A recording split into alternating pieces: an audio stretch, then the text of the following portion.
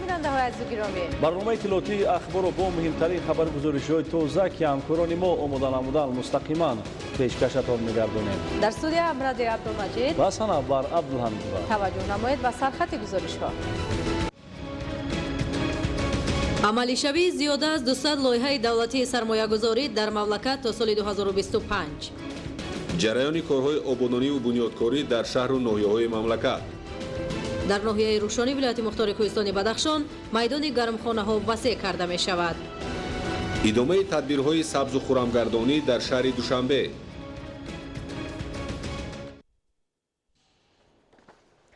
امروز صحبت تلفنی اساسگذاری صلح و وحدت ملی پیشوای ملت پرزیدنت جمهوری تاجیکستان محترم امامعلی رحمان با پرزیدنت جمهوری قزاقستان محترم قاسم ژامارت توکایف برگزار گردید. در آغاز سران دو دولت به مناسبت 30 سالگی استقرار مناسبت‌های دیپلماتی میان تاجیکستان و قزاقستان همدیگر را تبریک گفتند. پرزیدنت‌ها با اظهار قناعتمندی سطح بلند مناسبت‌های دو جانبه را که بر پایه عنعنه‌های نیک دوستی، احترام و اعتماد بین همدیگر اساس یافته‌اند تاکید کردند. جانب‌ها تمایل رشد افزاینده شریکی استراتژی تاجیکستان و قزاقستان را در ساحه‌های سیاسی، تجارتی و اقتصادی و فرهنگی و گومانیتاری همچنین همکاری زیچ جانب‌ها را در عرصه امنیتی و در چارچوب سازمان‌های بین‌المللی بلند ارزیابی نمودند. مورد ذکر است که قزاقستان یکی از شریکان اساسی تجارتی تاجیکستان محسوب می‌یابد.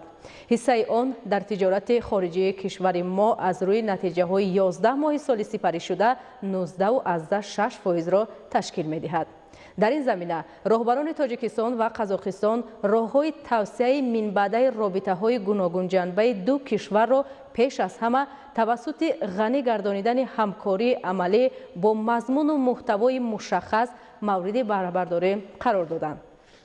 در جریان صحبت مبادله افکار سودمند اطراف مسئله‌های مبرم روزنامه بین‌المللی و منطقوی انجام یافت.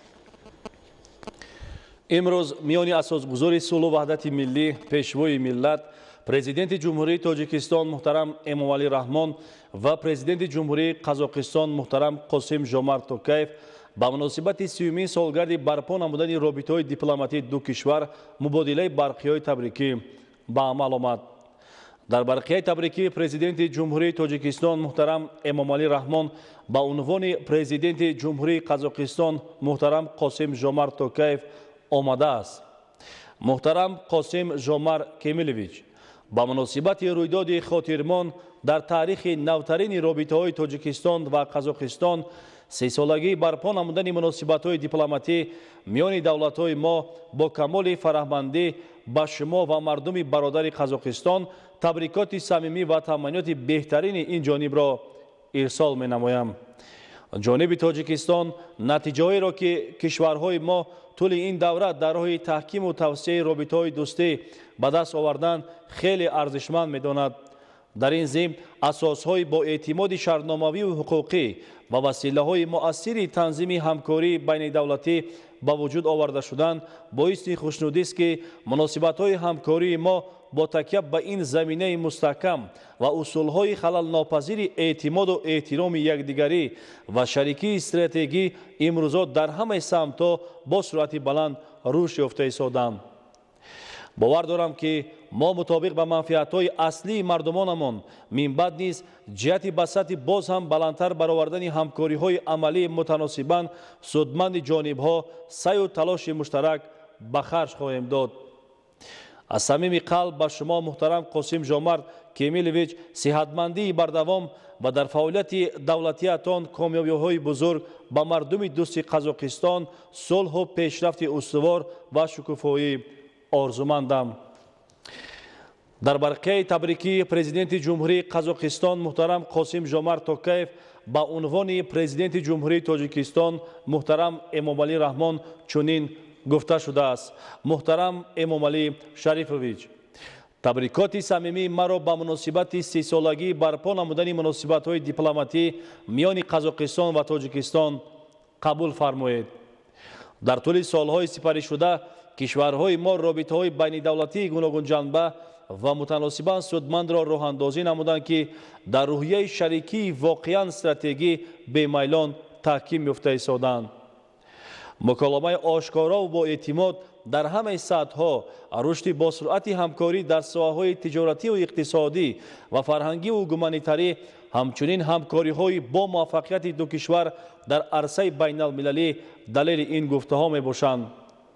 марҳалаи навро дар таърихи муносибатҳои дуҷонибаамон ҳусни оғоз бахшида, омодагии худро барои кори зичи муштарак бо шумо ҷиҳати ба сатҳи бозам баландтар баровардани ҳамкории Қазоқистон ва Тоҷикистон бори дигар таъкид менамоям. ба шумо муҳтарам Эмомалӣ Шарифович дар фаъолияти давлатии пурмасъулатон комёбиҳои минбаъда ва ба мардуми бародари Тоҷикистон некуаҳволӣ ва шукуфоӣ орзумандам. идомаи ахбор. ислоҳоти қонунгузорӣ, пешниҳоди имтиёзҳои андозию гумрукӣ ва фароҳам овардани фазои мусоиди соҳибкорӣ ба зиёдшавии сармояи мустақим мусоидат намуд. тибқи нақшаҳои мушаххаси ҳукумати ҷумҳурии Тоҷикистон то соли 2025 дар самту соҳаҳои гуногун лоиҳаи давлатии сармоягузорӣ пешбинӣ гардидааст. Наврӯзшоҳи Азизулло мавзӯъро шарҳ медиҳад. ба ҳолати 1 декабри соли 2022 дар соҳаи энергетика 16 лоиҳа, нақлиёт 13 лоиҳа, хоҷагии манзилию коммуналӣ 12 лоиҳа, кишоварзӣ 2 лоиҳа, экология ва ҳолатҳои фавқулода 6 лоиҳа, маориф 6 лоиҳа, тандурустӣ 9 лоиҳа, беҳдошти замин ва обёрӣ 3 лоиҳа. дар дигар соҳаҳо бошад татбиқи 6 лоиҳа идома дорад. дар маҷмӯъ дар Тоҷикистон 73 лоиҳаи давлатии сармоягузорӣ дар ҳоли татбиқ аст. давоми 20 соли охир ба Тоҷикистон зиёда аз 152 миллиард сомонӣ сармояи хориҷӣ, аз ҷумла 60 миллиард сомонӣ сармояи мустақим ҷалб карда шудааст. дар 5 соли охир бошад ба соҳаҳои гуногуни иқтисоди миллӣ беш аз 15 миллиард сомонӣ сармояи мустақими хориҷӣ ҷалб карда шудааст. оянда нақшаҳо дар ин самт мушаххасанд ва ҷалби бештари сармоя ба истеҳсоли барзиёди маҳсулоти воридотӣ вазкунанда, фарогирӣ ҳарчи бештари сокинони маҳаллӣ ба ҷойи кор ва дар маҷмӯъ ба рушди иқтисоди миллӣ такон мебахшад. сармоя бо назардошти ҳадафҳои стратегӣ асосан ба соҳаҳои бештар ҷалб карда мешавад, ки метавонад ояндаи дурахшони ватанро таъмин кунад. аз ҷониби ҳукумати ҷумҳурии Тоҷикистон дар мамлакат соҳаҳои авзалиятнок, ки ба он ҷалби сармоя хеле муҳим аст, муайян карда шудааст. ин бошад ҳам соҳаи энергетика, нақлиёт, кишоварзӣ, соҳаи саноат, соҳаи сайёҳӣ, рақамикунонӣ ва тандурустии мамлакат мебошад. ҷалби сармоя тадриҷан зиёд мегардад. бо назардошти имкониятҳои мавҷуда ва фазои мусоиди сармоягузорӣ, президенти ҷумҳурии Тоҷикистон, пешвои миллат муҳтарам Эмомалӣ Раҳмон дар паём ба Маҷлиси олии мамлакат, вазоратҳои рушди иқтисод ва савдо, молия, корҳои хориҷӣ, кумитаи давлатии сармоягузорӣ ва идораи амволи давлатӣ ва дигар сохторҳои дахлдорро барои фаъолгардонии тамоми воситаҳои муосир ва зиёд кардани ҷалби сармоя вазифадор карданд. яке аз роҳҳои зиёд ҷалб намудани сармоягузор ва инчунин сифатан баланд бардоштани маблағҳои ба ҷумҳурии Тоҷикистон ворид мешуда, ин пешниҳод намудани маълумот дар бораи имкониятҳои ҷумҳурии Тоҷикистон, дар бораи фазои сармоягузории мамлакат дар арсаи байналмилалӣ мебошад. то соли 2025 дар Тоҷикистон амалишавии зиёда аз 200 лоиҳаи давлатии сармоягузорӣ пешбинӣ гардидааст, ки аз ин ҳисоб танҳо ба бахши воқеӣ ва инфрасохтор зиёда аз 82 миллиард сомонӣ сармоягузорӣ карда мешавад. тадбирандешиҳои доимии ҳукумати мамлакат фазои мусоиди сармоягузориро дар Тоҷикистон таъмин намудааст, ки аз ин ҳисоб оянда рушди дучанди иқтисоди миллӣ таъмин ва ба беҳтаршавии хизматрасонии самту соҳаҳои гуногуну зиндагии мардум замина гузошта мешавад. Наврӯзшоҳи Азизулло, мақсади мақсад, барномаи ахбор. барномаи иттилоотии ахборро идома медиҳем. дар шаҳри Роғун таҳти унвони tashabbusҳои байналмилалии ҷумҳурии Тоҷикистон ва ҷомеаи ҷаҳонӣ дар самти ҳифзи пиряхҳо ҳамоиш баргузор гардид. ҳозирин оид ба иқдомҳои саривақтиву нишонраси Тоҷикистони соҳибистиқлол, ки аз сиёсати муваффақонаи сарвари давлат сарчашма мегирад, андешаронӣ намуданд. мақомоти иҷроияи ҳокимияти давлатии шаҳри Роғун бахшида ба қабули қаъдномаи соли 2025 соли байналмилалии ҳифзи пиряхҳо ҳамоиши илмиро зери унвони tashabbusҳои байналмилалии ҷумҳурии Тоҷикистон ва ҷомеаи ҷаҳонӣ баргузор намуд. масъулини мақомоти шаҳри Роғун дар баромади худ аз tashabbusҳои таърихиву мондагори асосгузори сулҳу ваҳдати миллӣ, пешвои миллат муҳтарам Эмомалӣ Раҳмон дар ҷомеаи ҷаҳонӣ ёдоварӣ шуда изҳор доштанд, ки боиси ифтихори мост, ки дар асоси ин қаъднома ваъднома пешниҳоди пешвои муаззами миллат муҳтарам эмомалӣ раҳмон аз ҷониби кишварҳои узви созмони милали муттаҳид дастгирӣ ёфтанд. Эълон гардидани 21 март ҳамчун рӯзи байналмилалии ҳифзи пиряхҳо ва дар назди созмони милали муттаҳид таъсис додани фонди боварии байналмилалӣ барои ҳифзи пиряхҳо ва дар соли 2025 доир намудани конфронси байналмилалӣ оид ба ҳифзи пиряхҳо дар шаҳри Душанбе далели гуфтаҳои болост. дар идомаи ҳамоиш нотиқон иқдомҳои навбатии пешвои миллат муҳтарам эмомалӣ раҳмонро таърихӣ, муҳим ва саривақтӣ номиданд. пиряхҳо яке аз манбаъҳои асосии захираҳои кӯлу дарёҳо буда нақши он дар таъмини об муҳим аст. амрази абдулмаҷид маҳмадсаиди камол, шаҳри Роғун, ахбор. дар ноҳияи Деваштиш сохтмони 252 иншоот ҷараён дошта, бо ба истифода супоридани он наздики 2000 нафар сокинони бешуғл бо кори доимӣ фаро гирифта мешаванд. мавриди зикр аст ки танҳо соли 2022 дар 8 ҷамоати шаҳраку деҳот ва маркази ноҳия 116 иншооти соҳаи саноату маориф, тандурустиву фарҳанг ва кишоварзию варзиш бунёд карда шуд. гузориши Мазбут Бобозода аз ноҳияи Деваштич.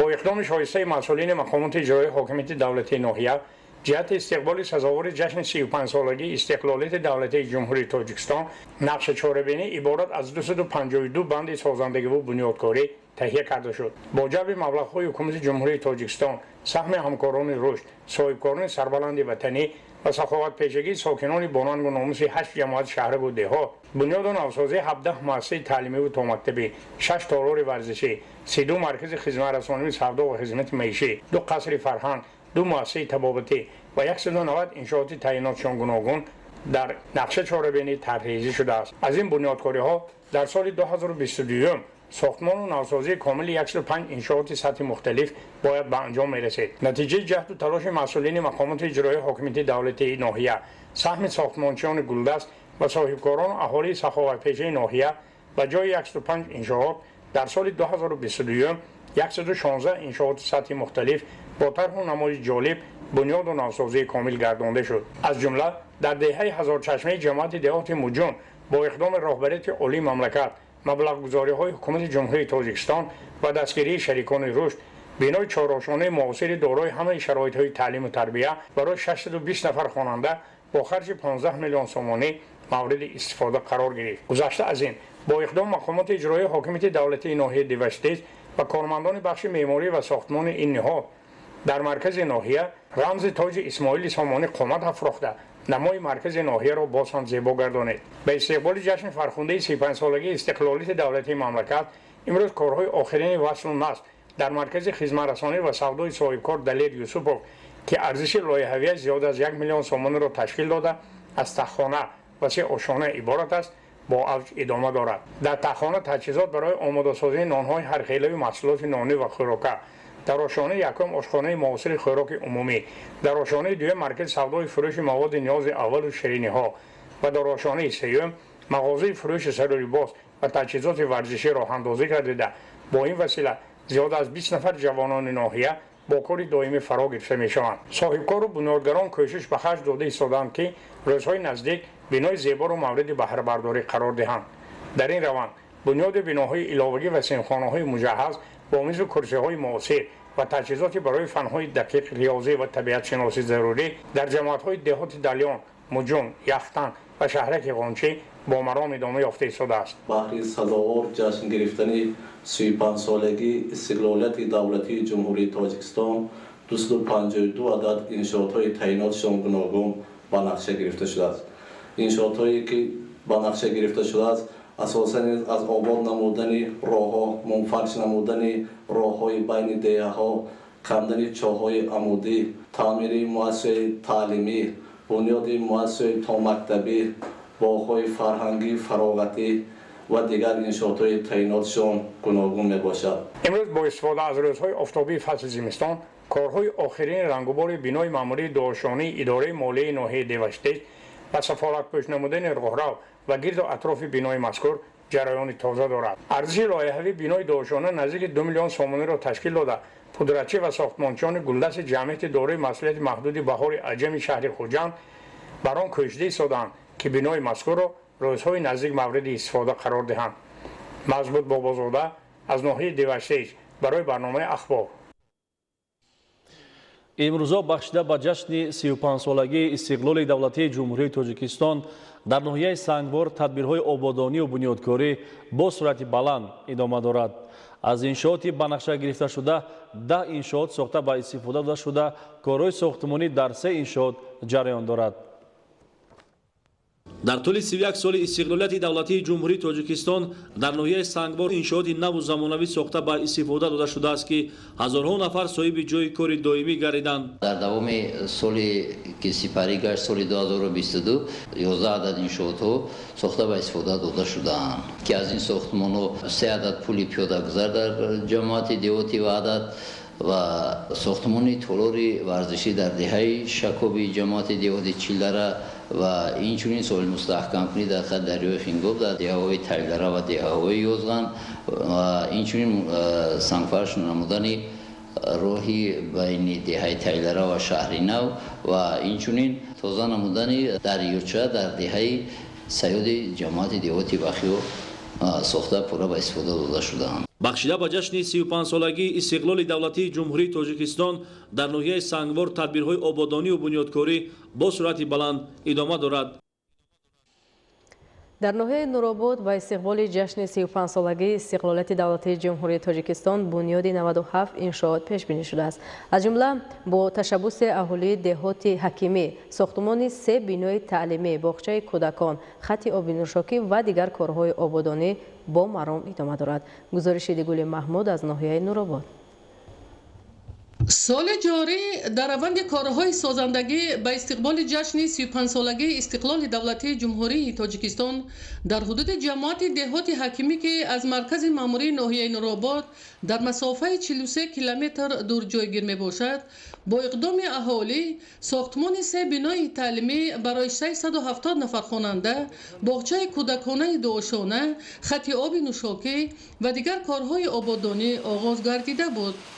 از جمله در دهه تگ کمر با زیاد شدن شماره خوانندگان مؤسسه تعلیمی سالهای آخر نرسیدن جای نشست و کابینت‌های فنی احساس می‌شد. این است که اهالی اقدام گرفته است تا بینای تعلیمی عمل کننده را از نوسازی کرده برای خوانندگان سیمخانه‌های کشاد و برهوا را مهیا نمایند که شرایط تحصیل آنها باز هم بهتر و خوبتر گردد. با انجام کارهای ساختمانی بینای تعلیمی دوشانه در عرفه به استفاده دهی قرار داشته، می‌باید خوانندگان در سیمخانه‌های کشاد و کابینت‌های فنی زمانوی تحصیل خود را دوام خواهند داد. ساختمان بینای نوی مؤسسه تعلیمی دهه کسکان در روند کارهای آبادانی با تشبث اهالی سال جاری آغاز گردیده بود. تا همین دوره در بینای تعلیمی کارهای اساسی انجام یافته، کارگران نصب در و تیرزه و خطهای برق را انجام داده ایستادند تا انشاءات در مهلت پیش بینی شده به استفاده داده شود. زیرا سالهای آخر با زیاد شدن شماره خوانندگان در مؤسسه های تعلیمی نرسیدن جای نشست به نظر می رسد. بینای باغچه کودکانه در دهه صداقت از 2 آشانه عبارت بوده. عین حال کارهای خیشچینی در آشانه یکم ادامه دارد. با فرارسیدن فصل زمستان کارهای ساختمانی وابسته با مساعد آمدن باد و هوا انجام داده می شود تا صفت کارهای اجرا شده به طلبات پورا جوابگو باشد. ساختمان بینای داشانه باغچه کودکان از خشت پخته از روند کارهای آبادانی در دوردستترین دهه کوهستان شهادت از آن می دهد که مردم با دستگیری از سیاست سازنده حکومت جمهوری تاجیکستان در آبادی دهه و شهرک سهم ارزنده خود را گذاشته ایستادند. در مؤسسه تعلیمی دهه میدان سب 2 بینای تعلیمی عمل کرده با افزایش شماره خوانندگان نرسیدن جای نشست احساس می گردد. این است که اهالی برای رفع مشکلات موجوده در شفت بینای عمل کننده ساختمان بینای نوی تعلیمی را آغاز نمودند. ساختمان خط آب نوشاکی به مسافه 4 کیلومتر برای تامین 100 خانواده دهه سیاگلک انجام یافته. نصب سینچوب‌ها برای نوسازی خطهای برق برای یک قطار دهات دوردست در مرحله انجامیابی قرار دارد. ҳамин тариқ раванди корҳои ободонӣ ба истиқболи ҷашни 35-солагии истиқлоли давлатии ҷумҳурии тоҷикистон дар ҳудуди дигар ҷамъиятҳои шаҳраку деҳот рӯз то рӯз вусъати тоза касб карда, мардум дар раванди корҳои созандагӣ саҳми босазои худро мегузоранд, зеро ҳамаи ин ободонӣ ба хотири зиндагии шоистаи сокинони деҳот равона шудааст. идигули маҳмуд, додарҷони мирзозода барои барномаи ахбор аз ноҳияи нуробод.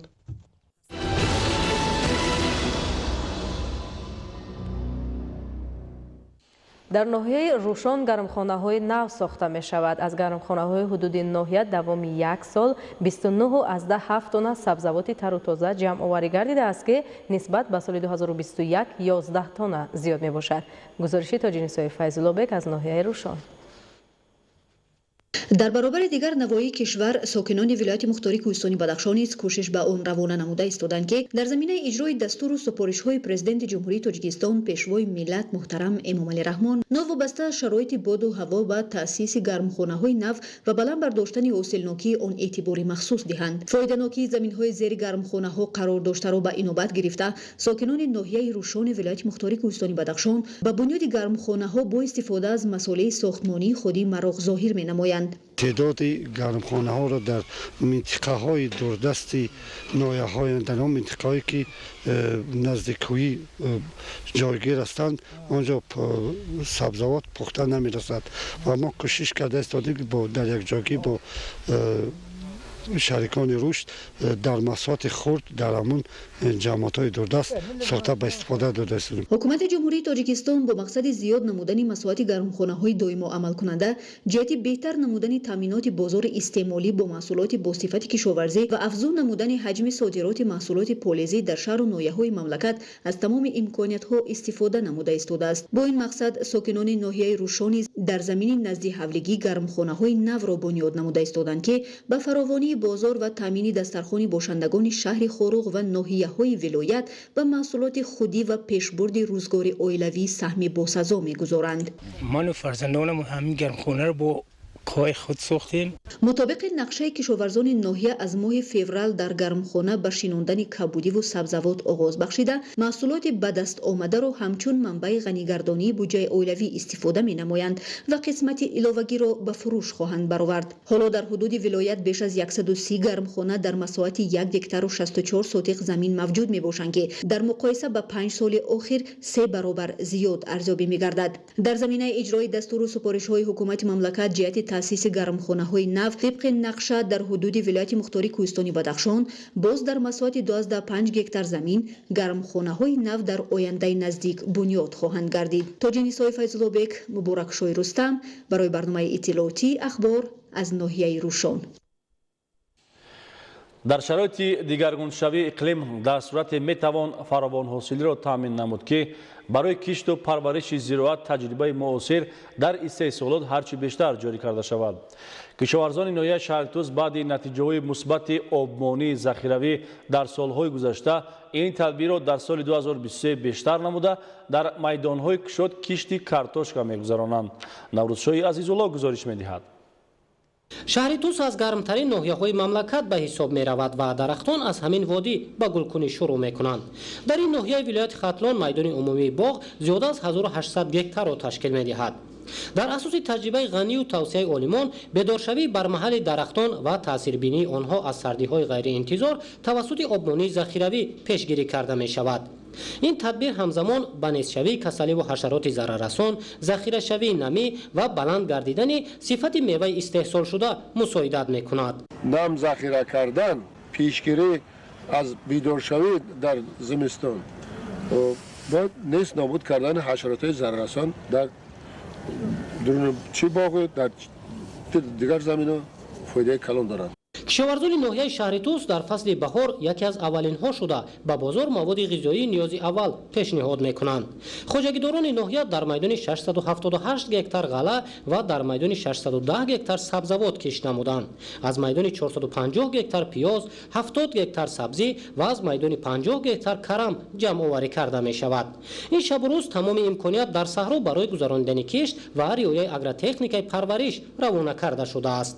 در دایره رسیدن به یکی از ҳадафҳои асосии стратегии ҳукумати мамлакат таъмини амнияти озуқаворӣ тавассути баланд бардоштани самаранокии заминдорӣ, афзоиши истеҳсол аз ҳисоби баланд бардоштани ҳосилхезии хок таъмин карда мешавад. ҳар як деҳқон аз рӯи ҳосили худаш дарсахони худаша бой гардонад ва аз ӯ зиёдатиша ба бозор бурда нархи маҳсулотҳои сабзавотро арзон намоянд.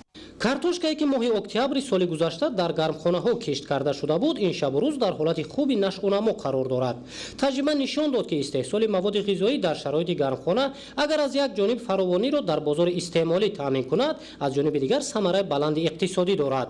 имсол тибқи дурнамо бояд меҳнаткашони ноҳияи шаҳри Тус дар майдони 280 гектар кишти картошкаи барвақтӣ гузаронанд.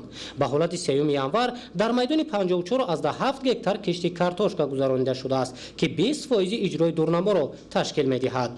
дар доираи таҳкими робитаи илм бо истеҳсолот ва амалигардонии нақшаи мақомоти иҷроияи ҳокимияти давлатии ноҳияи шаҳри Тус, техникаи соҳавӣ ва мутахассисон барои саривақт гузарондани кишти картошка сафарбар карда шудааст. истифодаи ҳамин гуногунии иқлими Тоҷикистон имкон медиҳад ки дар вақти гузарондани кишти картошка дар ноҳияҳои кӯҳӣ хоҷагидорони ноҳияи шаҳри Тус ба бозор картошка барои истеъмол пешниҳод кунанд. کاردن دارد اینجا 3 نمود کالی هم دارد، آزوت هم دارد، فسفر هم دارد. کارتشکا میکارم 350 سنتر 400 سنتر بدهد. ҳадафи кишоварзони ноҳияи шаҳри Тус ба он равона карда шудааст ки истеҳсоли маҳсулоти кишоварзиро на аз ҳисоби васеъкунии майдони кишт, балки аз ҳисоби баланд бардоштани ҳосилхезии хок таъмин кунанд. тавассути коркарди босифати замин, интихобу кишти тухмиҳои ба ҳарорати баланду маҳалли парвариш мутобиқ, риояи талаботи асосӣ дар самти нигоҳубини зироат дар давраи нашъунамо ва гирифтани чанд ҳосил аз як замин, кишоварзони ноҳияи шаҳри Тус дар таъмини афзоиши истеҳсоли маводи ғизоӣ муваффақияти худро афзун мекунанд.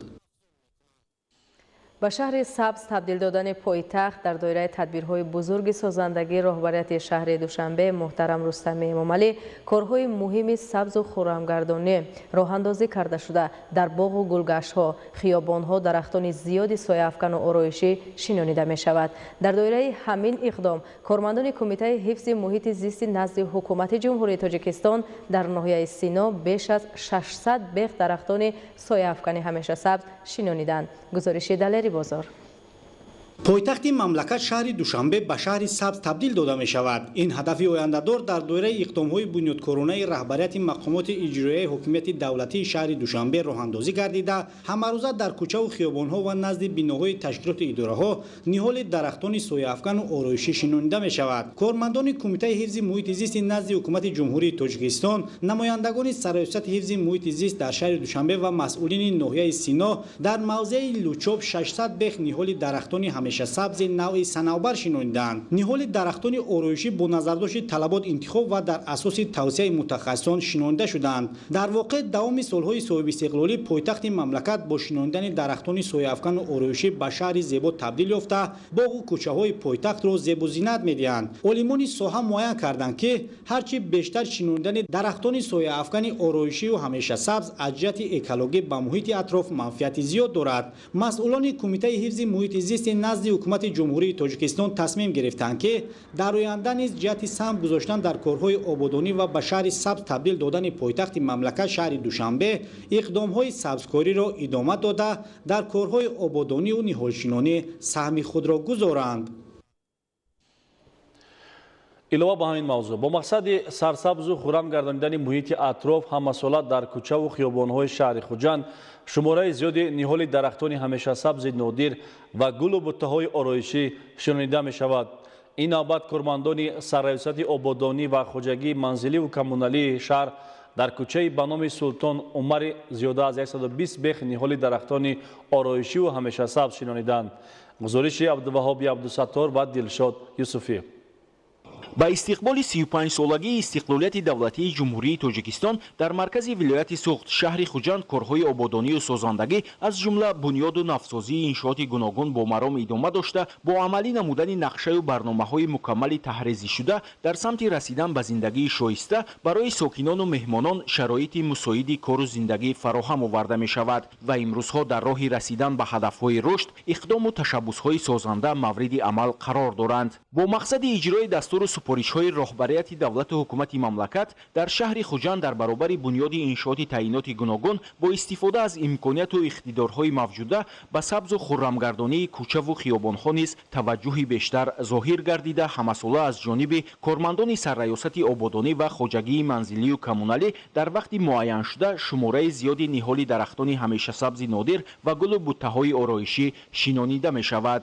имрӯз дар доираи нақша чорабиниҳо бо иқдоми мақомоти иҷроияи ҳокимияти давлатии шаҳри хуҷанд дар гулгашти нави кӯчаи ба номи Султон Умарӣ зиёда аз 120 бех ниҳоли дарахтони ороишию ҳамешасабз шинонида шуд. дар маъракаи ниҳолшинонӣ дар баробари мутахассисони сарраёсати ободонӣ ва хоҷагии манзилию коммуналӣ кормандони дигар ташкилоту идораҳои шаҳр низ иштирок намуда дар кабудизоркуниву хуррамгардонии кӯчаи ба номи Султон Умарӣ саҳм гузоштанд. асосан дар ин гулгашти навбунёд дарахтони ҳамешасабзи ардач, санаввар ва дигар намуди гулу буттаҳо шинонида шуд. ҳоло дар кӯчаи Султон Умарӣ корҳои ободонӣ рафта истодааст. мо иқдом гирифтем ки дар кӯчаи мазкур дарахтҳои нодир шинонем. дарахти биручина ва ҳам санавбар, ардач шинонда шуда истодааст. тибқи нақшае ки пешниҳод шудааст, мо дар шаҳри хуҷанд зиёда аз 3000 адад дарахтони нодир шинонда метавонем. гулҳои садбарг 50000 бо мешинонем. ниҳоли дарахтони ҳамешасабзи нодир ва гулу буттаҳои ороишие ки дар кӯчаву хиёбонҳои шаҳри хуҷанд шинонида мешавад, қисми зиёди он асосан дар корхонаи давлатии кабудизоркунӣ ва гулпарварии шаҳр парвариш карда мешаванд. дар ин корхона парвариши қаламча, ниҳол, гулҳои мавсимӣ ва буттаҳои ҳамешасабзу ороишии нодир ба роҳ монда шуда бо истифода аз заминаи мусоиди ин парваришгоҳ барои иҷрои корҳои ободонӣ ва боз ҳам зебову дилнишин гардонидани боғу гулгаштҳо, кӯчаву хиёбонҳои шаҳри хуҷанд ва ноҳияҳои атрофи он аз шароиту имконоти мавҷуда самаранок истифода мебаранд. ёдовар мешавем ки дар охири моҳи декабри соли гузашта дар боғи фарҳангию фароғатии ба номи Абу Маҳмуди Хуҷандӣ низ бештар аз 800 бех ниҳоли дарахтони ҳамешасабз аз қабили санаввар, каштан ва сарв шинонида шуд ва бо ҳамин тадбирҳои сарсабзу хуррамгардонӣ дар боғу гулгаштҳо ва кӯчаву хиёбонҳои шаҳри хуҷанд оғоз гардид. абдуваҳоби абдусаттор, Дилшод Юсуфӣ аз шаҳри Хуҷанд барои барномаи ахбор. таъсиси литсейҳои касби техникӣ ва марказҳои касбу ҳунаромӯзӣ дар баландбардоштани завқи ҳунармандии ҷавонон заминаи воқеӣ фароҳам меорад. дар ноҳияи вахши вилояти Хатлон баҳри ба касбомӯзӣ фаро гирифтани ҷавонписарон ва занону духтарони маҳал муассисаҳои таҳсилоти иловагӣ амал карда, дар он теъдоди зиёди сокинон бахусус ҷавонон ба ҳунаромӯзӣ ҷалб карда мешаванд. Самандар Шоев ва Искандари Саид дар ин хусус гузориш омода карданд. дар муассисаи таҳсилоти иловагии ноҳияи вахш 35 маҳфил аз рӯи панҷравия амал менамояд ки дар он зиёда аз 1800 ҷавон ба касбомӯзӣ ҷалб гардиданд. омӯзгорони соҳибтаҷрибаи ин маркази касбомӯзӣ ба шогирдон ҳунарҳои чӯбтарошӣ, кандакорӣ, дуредгарӣ, челонгарӣ ва ба ҷавондухтарон бошад нозукиҳои ҳунарҳои занона ба монанди дузандагӣ, пазандагӣ, бофандагӣ ва дигар ҳунарҳои миллиро меомӯзонанд. тавре мушоҳида мегардад, касбомӯзон дар муҳлати кӯтоҳтарин нозукиҳои ҳунарҳои интихоб намудаашонро аз худ карданд ки ин аз завқи баланди онҳо ва ҳунари волои устодонашон дарак медиҳад. имрӯз дар муассиса шароити хеле хуб аст ки пеш набуд ҳамин шароитҳои касбомӯзӣ дар ҳамин симхонаи мо ҳама асбобҳои барои кандакорӣ муҳайё аст, то ки хонандагонро мо ҳамин ҷо омӯзонем ва онҳо бе ягон мушкилӣ кор фаъолият кунанд. занону ҷавондухтароне ки дар ин муассиса ба касбомӯзӣ фаро гирифта шудаанд бештар аз маҳаллаҳои дурдасти ноҳия мебошанд ки ин тадбир дар беҳ гаштани шароити пешбурди рӯзгори онҳо нақши муҳим мегузорад. ҳар нақшу нигоре ки устодону шогирдони ин даргоҳ бо шавқи баланд меофаранд бори дигар аз тамаддуну фарҳанги бои мардуми тоҷик гувоҳӣ медиҳад. зеро ташкили чунин марказҳои ҳунаромӯзӣ ва фароҳам овардани шароити мусоид имкон медиҳад ки тавассути ба роҳ мондани маҳфилҳои гуногун ва ҷалби бештари ҷавонон дар дубора эҳё гардидани ҳунарҳои мардумӣ нақши муҳим дошта бошад. тавре гуфта шуд бо дастгириҳои ҳукумати ҷумҳурии Тоҷикистон ва таваҷҷӯҳи ҳамешагии пешвои муаззами миллат ҳунару ҳунармандӣ дар мамлакат рушд карда тавассути он намунаҳои беҳтарини маҳсули дасти ҳунармандон дар ҷашну чорабиниҳои милливу байналмилалӣ роҳ ёфтанд ки ин иқдом боз ҳам завқу ҳавасмандии ҳунаромӯзонро зиёд гардонид. در محفل هنرهای مردمی به نهایت خوانندگان جلب شدگی‌اند. حتی دخترهای خونشین هم هستند. اومده در اینجا چکندوزی، گلدوزی، زردوزی، قروقدوزی همه هنرها از خود می‌نمایند. مورد ذکر است که در این مرکز برابر جوانان و نورسان کلانسالان نیز به هنرآموزی جلب گردیده وابسته به انتخاب مربیان صاحب استعداد مؤسسه تحصیلات ایلوگی ناحیه وخش تمام نازکی‌های هنرهای گوناگون مردمی را با آنها می‌آموزانند. سمندر شایف، اسکندر سعید از ناحیه وخش برای برنامه اطلاعاتی اخبار. برنامه اطلاعاتی اخبار را ادامه می‌دهیم. حکومت جمهوری تاجیکستان به سوهای معارف توجه مخصوص ظاهر نموده برای سالمگردانی نورسان و جوانان منتظم تدبیرهای سودمند عملی کرده می شود. سالهای 2020-2040 در مملکت 20 ساله آموزش علمهای طبیعت شناسی دقیق و ریاضی در سوهای معارف اعلان گردیده است که در این زمینه شرایط و امکانات مساعد فراهم آورده شده است. تفصیل بیشتر در گزارش خبرنگارانمان. ҳукумати ҷумҳурии тоҷикистон соҳаи маориф ва илмро яке аз самтҳои стратегии муҳими давлату миллат қарор додааст. бо ташаббуси асосгузори сулҳу ваҳдати миллӣ пешвои миллат президенти ҷумҳурии тоҷикистон муҳтарам эмомалӣ раҳмон ба хотири боз ҳам беҳтар ба роҳ мондани омӯзиши илмҳои дақиқ инчунин барои тавсияи тафаккури техникии насли наврас солҳои 2020-2040 20-солаи омӯзиш ва рушди фанҳои табиатшиносӣ дақиқ ва риёзӣ дар соҳаи илму маориф эълон карда шуд. бо мақсади ҷалби боз ҳам бештари наврасону ҷавонон ба омӯзиши фанҳои табиатшиносӣ дақиқ ва риёзӣ бо ташаббуси пешвои миллат муҳтарам эмомалӣ раҳмон дар мамлакат озмуни ҷумҳуриявии илм фуруғи маърифат ташкил гардида ҳамасола дар ҷомеа миёни наврасону ҷавонон сабқати зеҳниро ба вуҷуд овардааст. маҳз баргузории чунин озмунҳо буд ки давоми солҳои охир таваҷҷӯҳи наврасону ҷавонон ба омӯзиши илмҳои муосир беш аз ҳар вақта афзун гардида комёбии онҳо дар самти ихтирооту навовариҳо дар соҳаи илм ва истеҳсолот бештар гардида истодааст. рушди истеҳсолот ва расидан ба ҳадафҳои муҳими стратегӣ дар мамлакат пеш аз ҳама аз мутахассисони варзида ва дорои донишҳои зарурии соҳавӣ вобастагии амиқ дорад. фароҳамсозии чунин шароиту имконот ва таъмини фазои озоди рақобати эҷодӣ боис мегардад ки чеҳраҳои нави ихтироъкорон ва навоварони соҳаи истеҳсолот дар ҷодаи фаъолият афзун гарданд. ҷавонон низ ҷавобан ба ғамхориҳои рӯзафзуни ҳукумати мамлакат ки баҳри илмомӯзии таълимгирандагон тамоми шароитҳои мусоидро фароҳам овардааст кӯшиш ба харҷ дода истоданд ки аз пешравиҳои асри нав ки рушди бо суръати технологияи муосир аст воқиф гашта ҳамқадами замон бошанд ва бо омӯхтани илмҳои замонавӣ дар рушди истеҳсолот ва пешрафти мамлакат ҳиссаи сазовор гузоранд. در زمان رشد علم و تکنولوژی دانستن زبانهای خارجی ضرور و سریع می باشد. در مملکت بهره آموزش زبانهای خارجی امکانیت فراهم بوده، با این راه موفقیت‌های هر یک نفر افزون خواهد شد. گزارش ابراهیم نظرالله‌زاده. در زمان معاصر آموزش زبانهای خارجی و زباندانی موقع مهم را کسب نموده است. زباندانی یک از راه‌های پیشرفت جمعیت به حساب می‌رود. همین است که مهمیت زبان آموزی و زباندانی روز از روز وسعت یافته ایستاده است. امروز جوانان سازندگان امروز آینده ملت باید از دورنمای رشد دولت‌داری خود به خوبی آگاه باشند و باید دانند که یکی از شرط‌های آن از خود کردن زبانهای خارجی میباشد. دانستن زبانهای خارجی راه رسیدن به کامیابی و موفقیت‌ها را گشوده می‌سازد.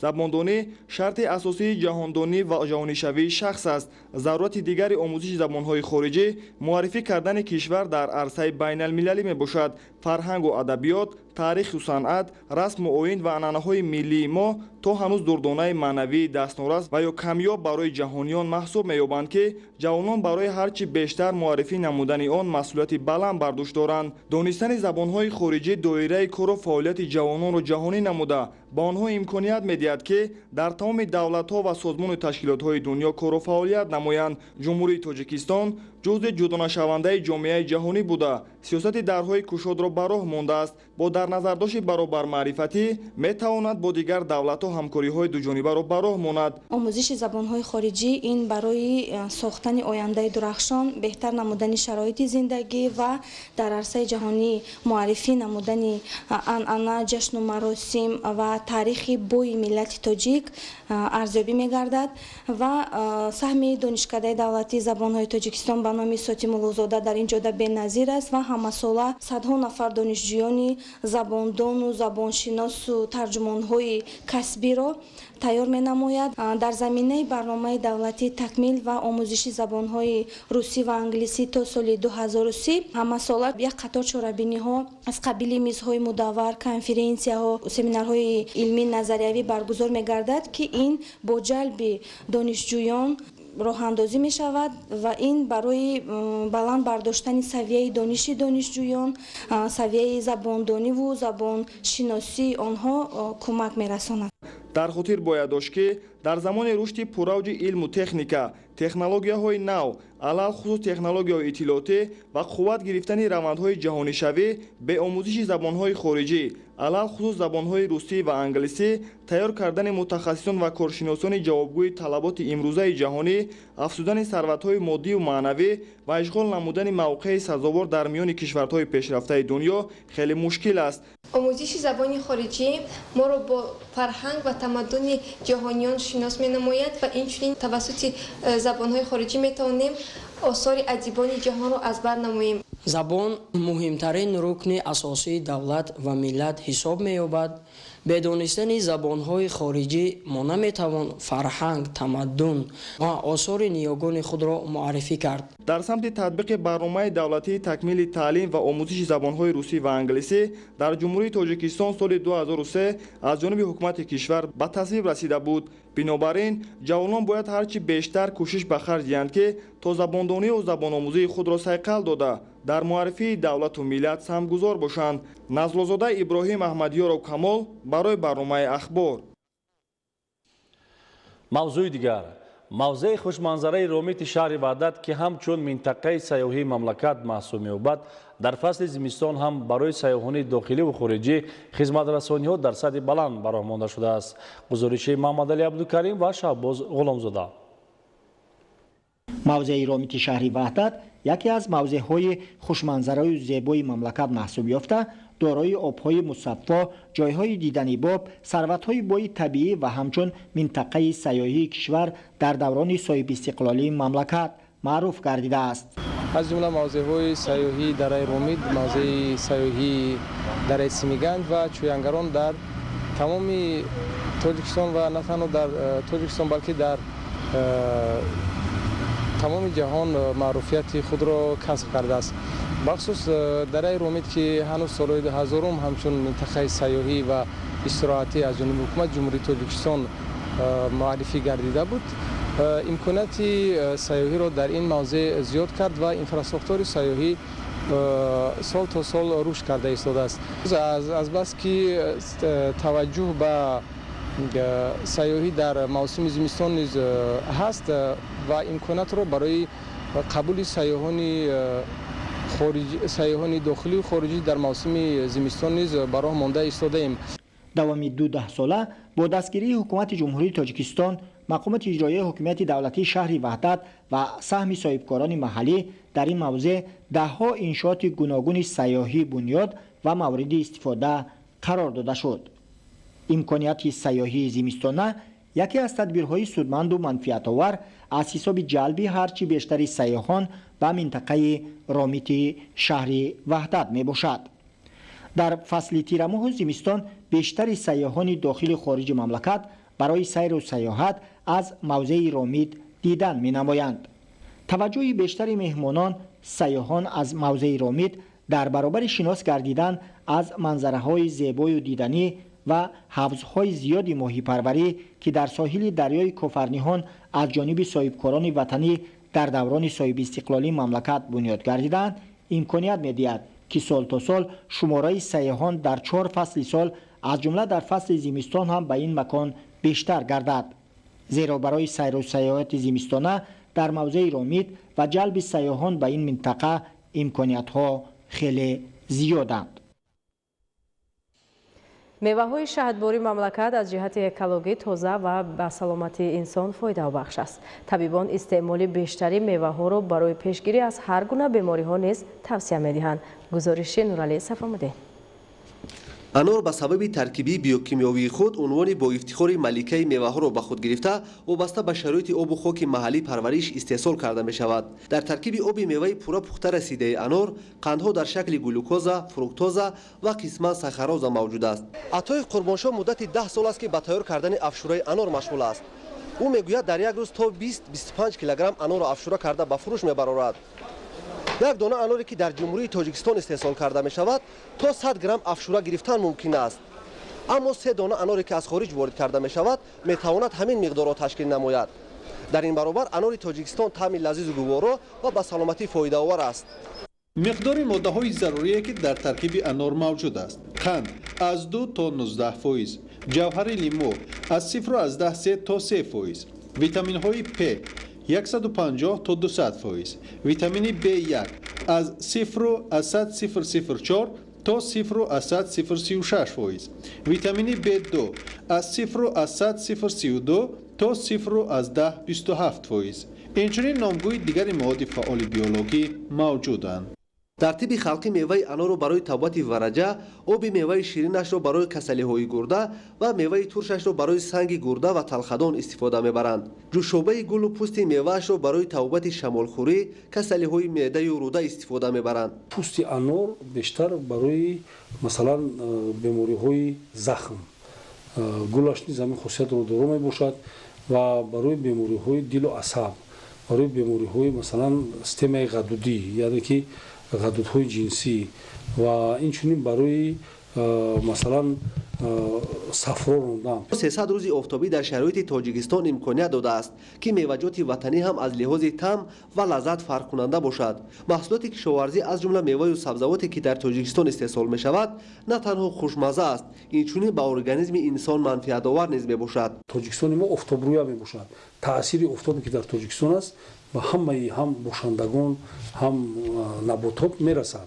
мутахассисон мегӯянд ки шарбати анор воситаи беҳтарини паст кардани таби баланд ва ташнашикам мебошад. ҳамзамон оби анор ҳазми хӯрокро беҳтар карда барои тавбати бемориҳои диққи нафас, фишори хун ва бемориҳои дилу рагҳо нафъ дорад. зеро олимон муайян намуданд ки шарбати анор қувваи ҳаёти организмро то 19% зиёд мегардонад. Нуралӣ Сафомиддин, Меҳрӯзи ҷумъа, Ахбор. бинандаҳои гиромӣ, чунин дар хабарҳои барои ин соат омода шуда. бароятон беҳтарин хушиёи зиндагиро таманно дорем.